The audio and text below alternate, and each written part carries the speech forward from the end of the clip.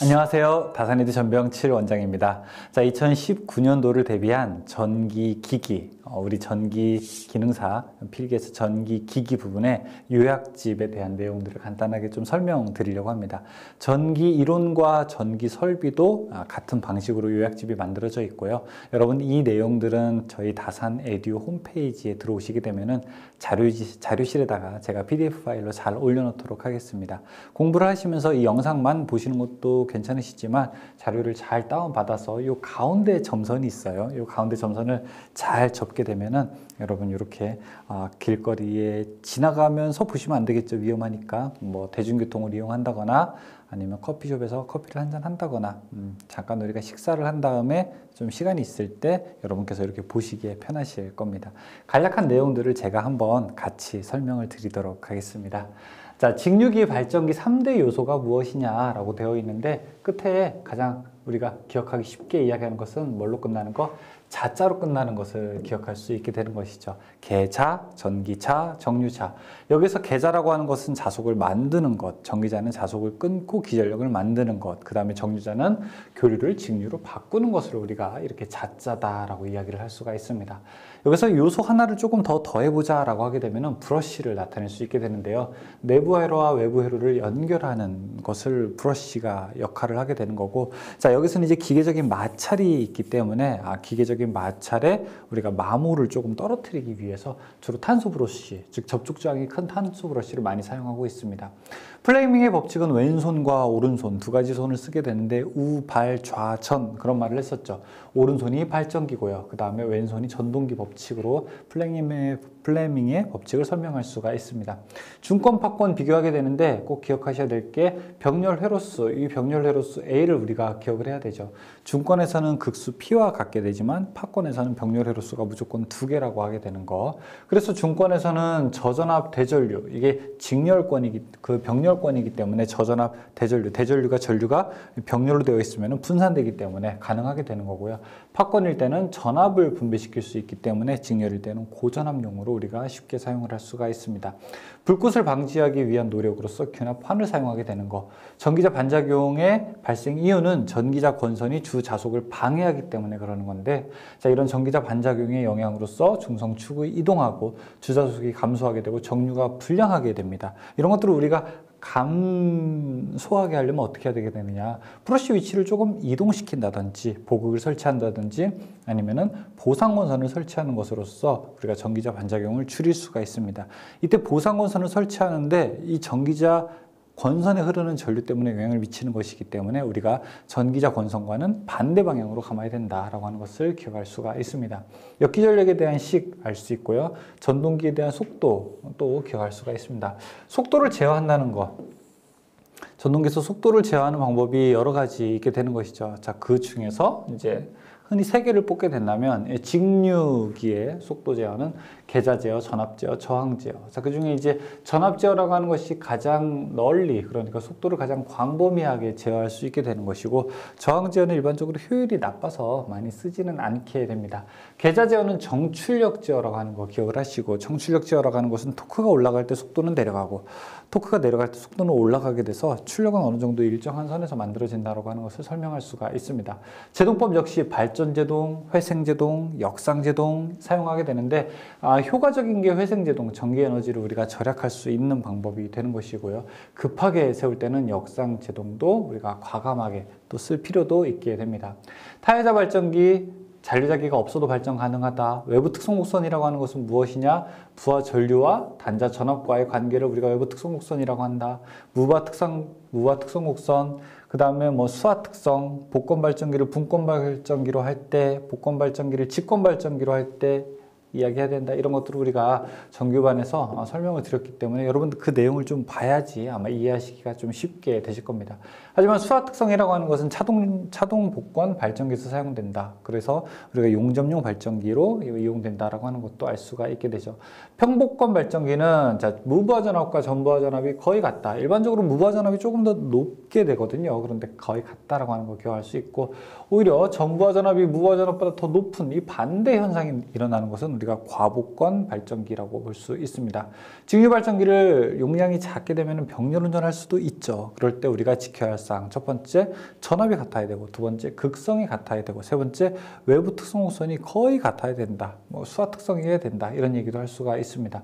복권 발전기를 병렬 운전할 때 제대로 되지 않을 때는 균합선을 사용하게 된다. 왜냐하면은 우리가 전압이 서로 다르게 될 때는 무효순환 전류가 흐르기 때문에 우리가 균합선을 사용할 수 있게 되고요. 자, 이제 본격적으로 하나하나 전동기를 짚어가게 된다면, 직권 전동기는 힘이 세다라고 하는 거. 왜 힘이 세냐? 토크가 바로 전류의 제곱에 비례하기 때문에 전류가 두 배 늘어나게 되면은 토크는 4배 증가를 하게 됩니다.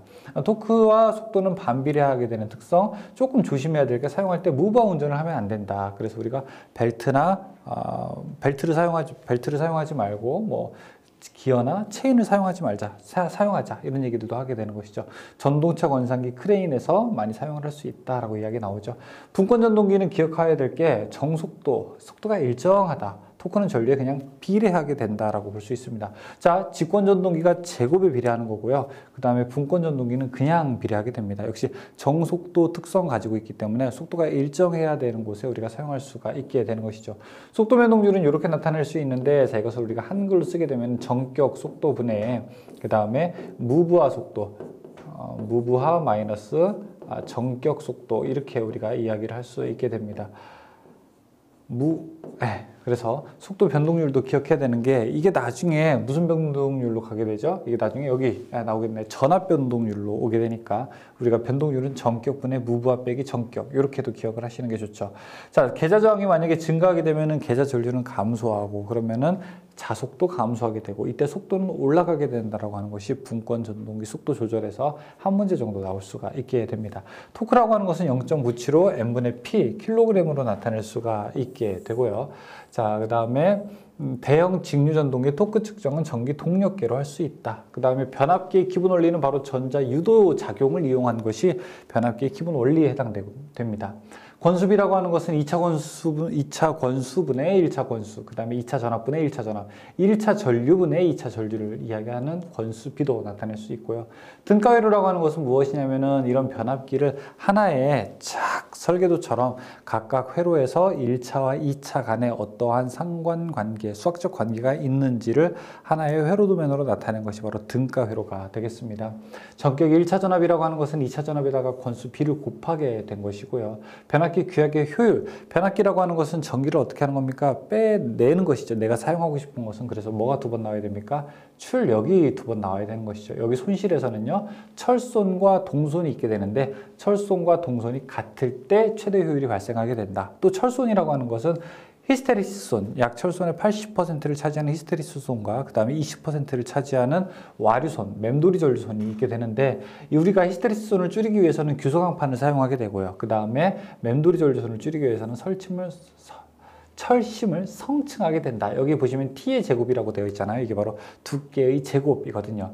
전압을 일정하게 하고 자속을 증가하게 되면 철소는 감소하게 된다라고 하는 거 기억하시고요. 전압이 일정할 때 자속이 증가하면 철소는 어떻게 되느냐, 이렇게 물어봐요. 그때 철소는 감소하게 된다, 대답을 할 수가 있습니다.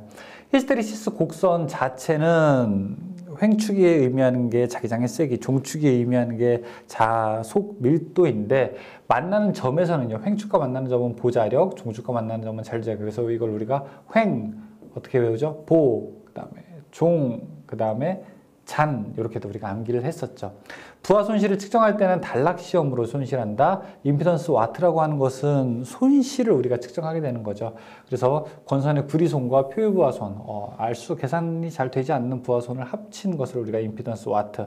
개방 시험은 변압기의 2차 측을 이렇게 열어놓은 상태에서 테스트하게 되는 게 개방 시험이고요. 2차 측을 단락시켜 놓은 상태에서 하게 되는 것이 바로 단락 시험이 되겠습니다. 전압 변동률 역시 나타낼 수 있고, 이런 전압 변동률을 우리가 백분율 전압 강화로 입실론은 P 코사인 세타 플러스 Q 사인 세타. P라고 하는 것은 퍼센트 저항 강화, 그 다음에 Q라고 하는 것은 퍼센트 리액턴스 강화로 우리가 계산을 할 수도 있습니다. 변압기 이상을 검출하는 건 3가지. 차동 계전기, 비율 차동 계전기, 부우울지 계전기 중에서 우리가 차동 계전기와 비율 차동 계전기는 전기적 이상을 검출하게 되는 것이고, 부우울지 계전기는 기계적 이상, 그리고 주 탱크와 콘서베이터 사이에다가 설치한다는 거 기억을 할 수가 있습니다. 변압기 구비 조건, 무조건 이거는 한 문제 무조건 나오게 된다라고 제가 과감하게 말씀드릴 수 있습니다. 무조건 한 문제 나온다. 안 나오면요? 안 나올 수도 있어요. 하지만 이 문제는 지금 공통적으로 CBT 시험을 보실 때 아주 높은 확률로 출제가 되는 것입니다. 뒤에 좀 헷갈릴 수가 있어요. 근데 요거 이제 높을 것, 낮을 것, 뭐 이런 것들을 잘 봐야 됩니다. 어떤 게 크고 어떤 게 작은지. 절연 내력은 일단 커야지 우리가 절연이 잘 되는 것이죠. 그 다음에 인화점도 당연히 높아야 쉽게 불이 붙지 않는 거고, 응고점, 굳는 점은 낮아야 되는 것이고요. 화학적인 변화가 생기지 않아야 되고, 침전물이 생기지 않거나 산화하지 않을 것, 냉각 효과가 크고, 비료가 열 전도도가 커야 되고, 점성도는 우리가 점도, 끈적이는 정도이기 때문에 이 점성도는 작아야 더 효과적이라 할 수 있습니다. 전압기의 변압기 아크 방전에서 가장 많이 발생하는 가스, 수소가스가 되고요. 변압기도 역시 우리가 직류 발전기와 마찬가지로 병렬 운전을 할 수가 있습니다. 이때 전류는 달라도 되는데 극성은 같아야 되고요. 권수비나 1, 2차 전격 전압 같아야 되고요. 임피던스 용량에 반비례해야 되고요. 그 다음에 저항과 누설 리액턴스의 비가 같아야 된다라고 하는 이 변압기의 병렬 운전 조건도 여러분들이 기억을 하셔야 됩니다. 변압기 결선 여러 가지가 있는데 Y라고 하는 것 자체가 중성점을 접지할 수 있게 되는 것이죠. 그렇죠? 그 다음에 델타는 V결선을 사용할 수 있게 되는 거고, 중성점 접지는 사실상 불가능하게 된 접지입니다. 한쪽은 Y, 한쪽은 델타라고 하게 되면 장점을 하나씩 뽑아서 가져올 수 있게 되는 것이죠. 즉 1차 측과 2차 측 간의 위상차가 30도 발생하게 되지만 중성점 접지도 가능하게 되고, 그 다음에 델타 결선을 하게 되면 3고조파를 없앨 수 있는데 그 3고조파를 제거하는 효과까지 얻을 수가 있게 되는 것이죠. V결선을 하게 되는 것은 우리가 델타 결선을 할 때 부득이한 이유로 한 대가 고장났을 때 우리가 V결선을 하게 되는데요. 이때 이용률은 86.6%, 출력비는 57.7%로 계산할 수 있습니다. 3상을 6상으로 포크 결선, 3상을 2상으로 스코트 결선, 아니면은 T결선이라고도 부를 수 있고요. 탭 절환 변압기, 단권 변압기, 계기용 변압기, 여러 가지 우리가 변압기의 다양한 종류들도 만나볼 수 있습니다.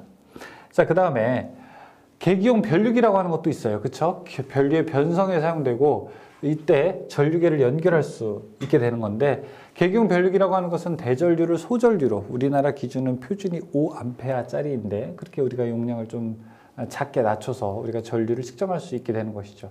또 영상변류기, ZCT라고 하는 것은 지락사고 시 영상전류를 검출하는 데 사용되는 변류기이고요. 자, 우리가 변압기 테스트하는 방법 중에서 온도를 측정하는 것 중에서 철순과 구리 속판을 공급하여 시험하는 게 반환 부하법, 변압기의 건조법에는 이런 방법이 있다. 삼상 단상 유도전동기, 삼상 단상이라는 말 없죠. 삼상 유도전동기, 단상 유도전동기, 이렇게 유도전동기로 넘어가게 된다면, 일단 삼상 유도전동기의 동작 원리를 가장 기본적으로 설명하는 것은 회전자계가 되는 거고요. 단상 유도전동기는 교번자계가 됩니다. 그래서 교번자계가 가지고 있는 가장 큰 약점은 무엇이죠? 스스로 회전을 할 수 없다는 것. 그래서 주변에서 이걸 어떻게 기동시킬 것인가 라고 해서 기동 방법이 여러 가지가 있는데, 그런 게 바로 이제 반콘 분쇄, 반발 기동, 반발 유도, 콘덴서 기동, 뭐 이제 쉐이딩 코일형, 뭐 이렇게 다양하게 우리가 나눠줄 수 있다는 것을 알 수 있게 되죠. 삼상 유도전동기에는 동기 속도라고 하는 것은 P분의 120F, 즉 극수분의 120 곱하기 주파수가 되는 것이고요. 꼭 기억해야 될 게 4극, 그 다음에 60Hz가 됐다라고 하게 되면 속도는 얼마입니까? 속도는 1800rpm이 된다라고 우리가 기억을 할 수 있죠. 슬립이라고 하는 것은 동기 속도분의 동기 속도 빼기 회전자 속도. 자, 이때 만약에 슬립이 1이다라고 하는 것은 정지에 있다고요. 슬립이 0이다라고 하는 것은 동기 속도로 회전하고 있다라고 하는 가장 이상적인 상태를 이야기할 수 있습니다. 회전자 속도는 여기 1- 슬립을 곱한 것, 이게 바로 효율이 되는데, 이 효율에다가 동기 속도를 곱한 것이 실제 회전자 속도가 되는 것이죠. 2차 동손은 2차 저항손이라고도 부르게 되는데, PC2는 슬립에다가 P2로 곱한 것으로 계산을 할 수가 있습니다. 전체 입력분의 전체 저항손, 2차 저항손을 계산하게 되면 역시 슬립 구할 수 있게 되고요. 단상유도전동기를 정액운전하려면, 삼상유도전동기의 정액운전은 세 가닥 중에서 임의의 두 가닥을 바꾸면 되지만, 단상유도전동기에는 주 코일 또는 보조 코일의 극성을 바꾸게 되면 우리가 반대로 회전을 시킬 수가 있게 되는 것이죠. 콘덴서 기동형은 우리가 역시 이것도 분상의 한 원리가 되게 되는데, 대용량의 전해 콘덴서를 보조 건상과 직렬로 삽입하게 돼서 우리가 기동 토크를 얻을 수 있게 사용하게 됩니다. 농형 유도 전동기를 속도 제어하는 것은 극수 변환, 주파수, 그 다음에 1차 전압 뭐 여러 가지가 있게 되는데 가장 많이 사용되는 것은 바로 주파수 변환법이죠. 요 F 값을 바꾸는 주파수 변환법이 가장 넓게 사용이 되게 됩니다. 토크의 대소 관계에 있어서는 가장 큰 거 반발 기동, 반발 유도, 콘덴서 기동, 쉐이딩 코일형 어떤 게 제일 작죠? 쉐이딩 코일형이 가장 작다라고 하는 것을 여러분께서 기억해 두셔야 될 것입니다. 자, 그 다음에 비례추이라고 하는 거 나오죠. 삼상 유도 전동기인데 여기에 권선형 유도 전동기에서만 볼 수 있는 특징이 바로 비례추이. 자, 2차 저항 변화하더라도 최대 토크는 어떻게 된다? 변하지 않는다. 최대 토크는 일정하다라고 하는 것들 기억할 수 있어야 되겠죠. 비례추이할 수 있는 거 인력 1 기억해야 되고요. 출력 여기서 나왔네요. 단상은 P는 VI 코사인 세타 그리고 삼상은 VI 코사인 세타가 되는데 만약에 효율을 주어지게 된다면 여기다가 이렇게 효율을 계산할 수가 있게 됩니다. 토크는 유도 전동기는 전압의 제곱에 비례, 그 다음에 동기 전동기에는 그냥 전압에 비례할 수 있고요. 농형 유도 전동기의 기동법은 전전압 기동법, 5kW 이하의 전동기에서는 바로 그냥 전기를 직접 투입하게 되는 전전압 기동법, 5에서 15kW 사이에서는 우리가 Y 델타를 사용해서 기동 전류도 3분의 1, 기동 독구도 3분의 1로 감소할 수 있게 되는 것이죠. 그 이후에 용량이 커지게 된다면 리액터 기동이나 기동 보상 기법을 사용할 수가 있습니다. 권선형 유도 전동기에는 2차 저항 기동법이라고 하는 거 역시 위에서 볼 수 있는 비례추이의 원리를 이용해서 기동하는 방법이 되는 것이고요. 그 다음에 동기발전기의 구조는 자석이 돌아가는 N극과 S극이 돌아가게 되면은 회전 계자형이다 라고 이렇게 볼 수가 있게 되는 것이죠. 역시 동기 속도는 P분의 120F 똑같이 계산식을 사용할 수 있게 됩니다. 이때 얘가 회전하는 속도를 우리가 주변 속도라고 부르게 되는데 주변 속도는 파이 T, 직경에다가 파이 그러니까 3.14를 곱하게 되면은 이 자체가 무엇을 의미하게 되는 거죠? 원의 둘레를 나타내게 되는 거죠. 둘레에다가 N, RPS, 초당 회전수를 곱하게 되면은 우리가 계산을 할 수가 있게 되는 것입니다. 고조파 제거하는 방법, 우리가 전절권, 집중권을 쓰는 것보다 단절권이나 분포권을 사용하자. 그 다음에 동기 발전기를 병렬 운전하게 되는데 동기 발전기라고 하는 것은 교류 발전기이기 때문에 여러 가지가 같아야 돼요. 위상, 상, 순서, 그 다음에 크기, 주파수 이런 것도 다 같아야 되는 것이죠. 만약에 다르게 되면 어떻게 되느냐? 크기가 다르게 되면 무효순환 전류가 흐르게 되고 만약에 위상이 다르게 되면은 유효순환 전류, 동기화 전류가 이제 흐르게 된다는 것도 알 수 있습니다. 무브와 유도 기전력과 계좌 전류의 관계를 나타낸 것을 자 이렇게 이제 그림으로 나타내게 되는데 이건 우리가 쉽게 그렸었죠. 십자가 모양을 그린 다음에 여기가 V, V, 그 다음에 I, 판 위에다가 뭐 놓는다? 판 위에다가 감자를 놓는다. 여기도 감자. 밑에는요. 밑에는 증자를 놓는다. 이렇게 계산을 하게 되면은 왼쪽에 있는 2, 4분면과 3, 4분면은 발전기, 자 오른쪽에 있는 1, 4분면과 4, 4분면은 전동기의 경우에 이야기 위상에 대해서 전기자 반작용을 정리할 수가 있게 됩니다. 단락곡선이 직선이 되는 이유 전기자 반작용 때문에 전압 변동률 역시 한 번 더 나왔고요. 동기 검정기가 어떨 때 필요하냐? 검정이라고 하는 거는 테스트, 시험 본다는 거잖아요. 그렇죠? 교류 전원에 위상의 차이가 있는지 없는지를 확인하는 것이 바로 동기 검정기의 역할이 되겠습니다. 난조, 속도가 막 진동하는 것을 방지하기 위해서 제동건선을 설치한다. 좋습니다. 플라이휠 효과를 이용해서 관성 모멘트를 크게 한다. 좋습니다. 역시 조속계 성능 너무 예민하지 않게 한다. 그 다음에 고조파를 제거한다. 라고 하는 것들 다 난조 방지 대책, 즉 안정도를 높이기 위한 대책과 또 거의 일치를 하게 됩니다. 여러 가지 이제 시험이 있게 되는데요. 자, 그 중에서 무브화 시험, 철손, 그 다음에 단락시험, 동손, 동기 임피던스 알 수 있고 단락 B 계산하는 것도 나와있죠. 단락 B K는 퍼센트 임피던스 분의 100이다. 이것만 먼저 기억을 해두시면 좋을 것 같아요. 단락 B가 만약에 1.2다. 퍼센트 임피던스가 얼마냐? 뭐 이런 것들 우리가 계산한다고 하면은 퍼센트 임피던스는 100, 단락 B K분의 100 이렇게도 우리가 계산할 수 있게 됩니다. 단락비가 큰 기계는 동기 임피던스는 작고 전기자 반작용이 작고 유리하게 되죠. 그렇죠? 그리고 전압 변동률도 작아서 정기적으로는 다 단락비가 크다라고 하는 것이 유리하게 되지만 기계적으로는 공극이 크고 무겁고 비싸기 때문에 기계적으로는 조금 단점이 더 많게 됩니다. 누설 리액턴스를 제한한 누설 리액턴스 돌발 단락 전류를 제한하고요. 동기 리액턴스는 영구 단락 전류를 제한하게 되어 있습니다. 동기 전동기를 위상 조절에 이용하는 것을 동기 조상기라고 부르게 되는데 이 동기 조상기는 콘덴서나 리액터와는 다르게 진, 지상 모두 다 보상이 가능하다는 특성을 가지고 있죠. 이렇게 어떻게 가능하게 되느냐? 바로 이 V 곡선, 그러니까 위상 특성 곡선, 즉 계좌 전류와 전기자 전류를 가감함으로써 이때 역률이 코사인 세타가 이때는 1인데 이때는 올릴 거냐 줄일 거냐에 따라서 우리가 진상, 즉 용량성 회로를 만들 것이냐, 그 다음에 유도성 회로를 만들 것이냐 우리가 역시 선택을 할 수 있게 되는 것이죠. 역률이 1일 경우 전기저 전류는 최소가 되는데 과열자시는 콘덴서로 작동하고 그 다음에 앞선 전류, 부종유저 자시는 리액터로 작용하게 돼서 이걸 우리가 불이 그렇게 기억을 할 수도 있게 됩니다. 자기여자 방지법, 스스로 여자가 되는 거예요. 발전기 예를 들어 병렬로 접속하고요. 이제 시험 문제에서는 여기서 직렬로 접속한다 라고 우리가 잘못 나올 수도 있는데 병렬 이거 기억할 수가 있게 되고요. 뭐 동기조산기를 접속한다, 그 다음에 큰 발전기를 사용한다, 리액턴스를 병렬로 접속한다, 안정도, 그러니까 자기여자 방지법을 높이기 위한 일련의 다 대책들에 해당이 되게 됩니다. 동기전동기 기동법으로는 유도전동기법, 2극 적게 사용하는 것이죠. 만약에 동기전동기가 만약에 8극이다 라고 하게 되면은 유도전동기는 6극짜리를 사용해서 우리가 기동시키는 것이 바로 동기전동기의 기동법, 그러니까 동기전동기 기동법 중에서 유도전동기법에 해당되고요. 자기동법은 제동원선을 이용해서 스타트하게 되는 방법입니다. 반도체로 가게 되면은 반도체는 불순물이 증가할수록 저항이 감소하게 되는 특성을 가지고 있고요. 교류를 직류로 변환하는 것을 우리가 정류라고 하게 되는데 이런 P-N 접합 이용해서 다이오드라고 하는 것을 만들 수 있게 되는 거죠. 반송자는 P형이 전공이고 N형이 전자에서 형, 공, N, 자 이렇게도 우리가 외울 수가 있게 되죠. 전공이라고 하는 거, 구멍이라고 하는 건 어떻게 생기냐? 결합전자가 이탈하게 됨으로써 생기게 되는 것이고, 우리가 정류회로 만들 때 평화회로라고 하는 것도 중요하게 되는데요. 이것은 우리가 더 양질의 직류를 얻기 위해서 콘덴서 틈을 삽입하는 것을 우리가 평화회로라고 부르게 됩니다. 반도체 소사 중에서 SCR은 자 기호로 이렇게 우리가 그릴 수가 있게 되죠. 자 기호로 짜잔. SCR은 역저지, 반대로 가는 거는 방지하게 되는 하나, 둘, 세 개의 3단자 사이리스터가 되는 것이고요. 아크가 생기지 않게 되죠. 반도체 소사이기 때문에 열이 발생이 좀 상대적으로 적습니다. 기계적 접점보다는. 하지만 과전압에 약하다는 특성이 가지고 있고요. 또 전류가 흐르고 있을 때, 이쪽에 전류가 흐르고 있을 때 양극의 전압가가 적다. 이것은 이 안에 있는 내부 저항이 어떻게 된다는 겁니까? 작다는 얘기죠.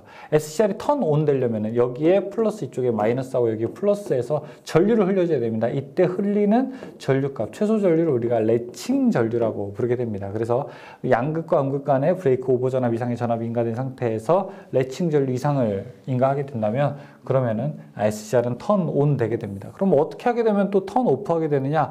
턴 오프 하게 되는 조건은 두 가지 정도가 있게 되는데요. 턴 오프 하게 되는 것은 서로 에노드와 캐소드 사이, 즉 이렇게 돼 있는 상태에서 여기다가 플러스 마이너스 역전압을 인가하게 되면 턴 오프가 되고요. 아니면은 여기 흐르는 전류, 에노드에서 캐소드로 흐르는 전류가 일정 값 이하로 되게 되면 그 전류를 우리가 유지 전류라고 하게 되는데, 유지 전류 이하가 되게 되면은 역시 턴 오프 되게 되는 특성을 가지고 있습니다.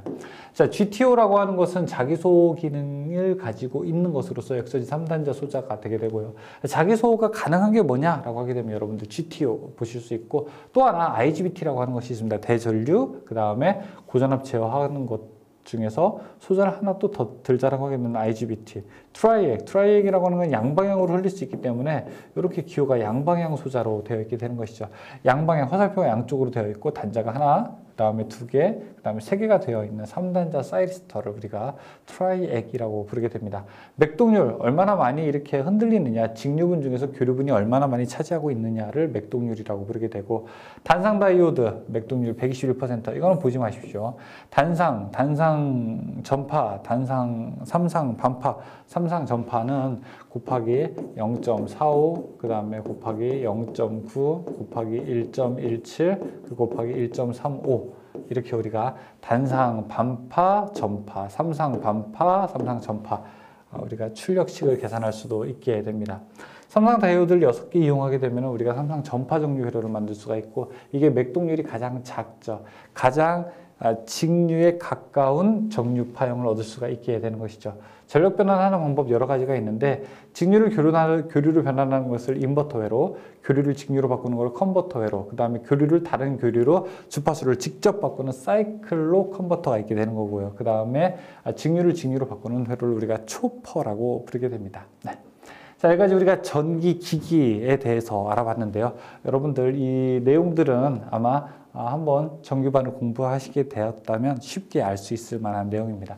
제가 지금 강의해 드린 내용을 여러분들 잘 인쇄해서 보시거나 아니면은 영상을 여러 번 반복해서 들으시면은 여러분들이 용어가 낯설고 그 다음에 여러 가지 좀 헷갈리는 것들이 있게 되는데 이런 것들을 여러 번 접하면서 점점 친해질 겁니다.